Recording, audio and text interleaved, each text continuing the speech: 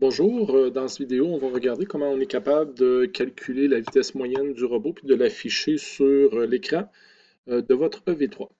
Donc, première des choses, on va avoir c'est créer des variables. Donc, on va tout de suite les créer, les trois variables. Donc, on va dans Variables, créer une variable. La première, ça va être la distance.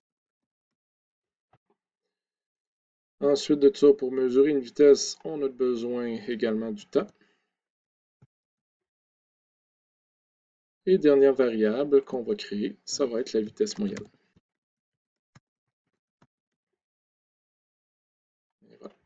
Donc, nos trois variables ont été créées. Pour mesurer une vitesse, bien sûr, il va falloir se déplacer. Donc, on va aller définir les trois caractéristiques de notre moteur.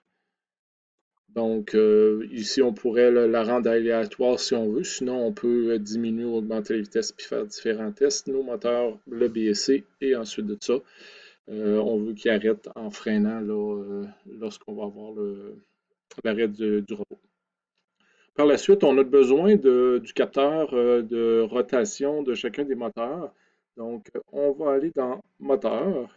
Et ce qu'on va faire, on va demander de réinitialiser les degrés comptés sur un des moteurs de déplacement, donc soit sur le B ou le C. Donc, je vais choisir le B. On pourrait le faire sur les deux puis faire un calcul différent, mais on a besoin de la rotation d'au moins une roue pour être capable de calculer la distance.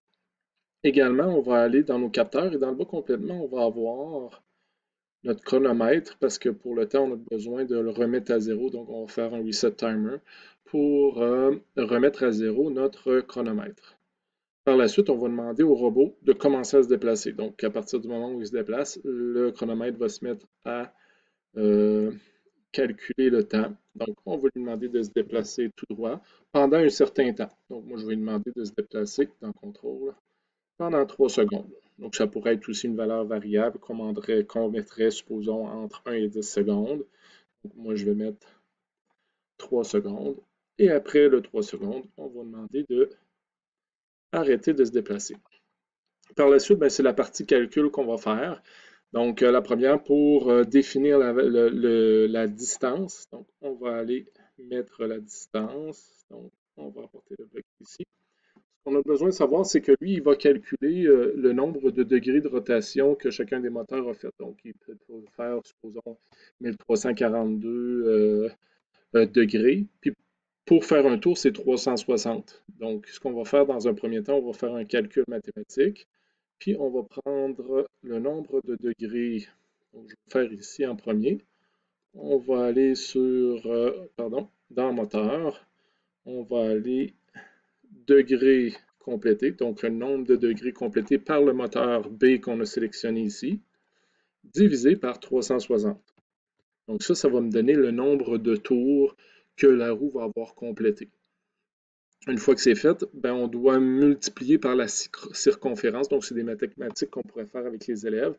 Donc, les roues standards qu'on a dessus ont un certain diamètre et c'est marqué sur le côté. Puis ensuite de ça, on va être capable de trouver la circonférence. Puis la circonférence des roues, ça donne 17,6 cm. Donc, on va venir multiplier le nombre de tours qu'on vient de calculer. Donc, ici. On va prendre cette valeur-là et on va la multiplier par 17,6.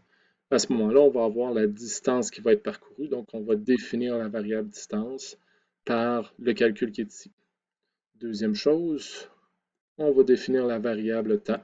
Donc, mettre la variable temps à la valeur du timer. Donc, où il était rendu à ce moment-ci. Donc, on va aller ici dans le bas à la valeur du timer.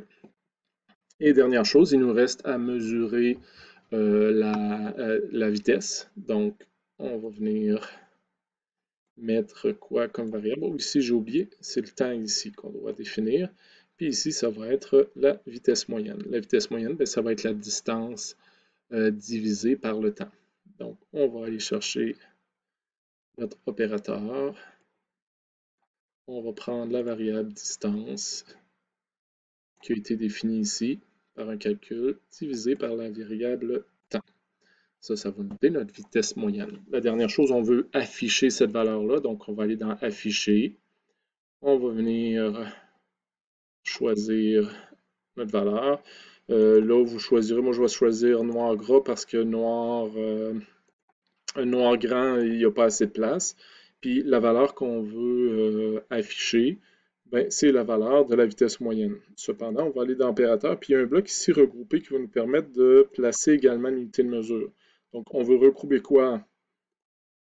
La valeur de la vitesse moyenne. Oups, pardon. La valeur de la... Oups, la misère.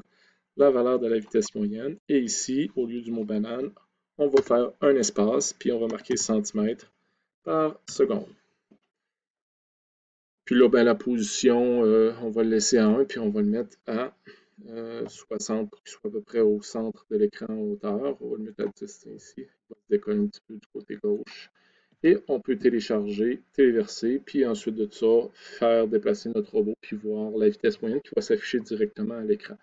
Donc, on pourrait mettre des valeurs aléatoires sur la vitesse ici, on pourrait mettre des temps aléatoires également sur le temps, puis on pourrait avoir à chaque coup des vitesses moyennes différentes pour chacun des essais qu'on ferait là, avec notre robot. Donc, bonne découverte.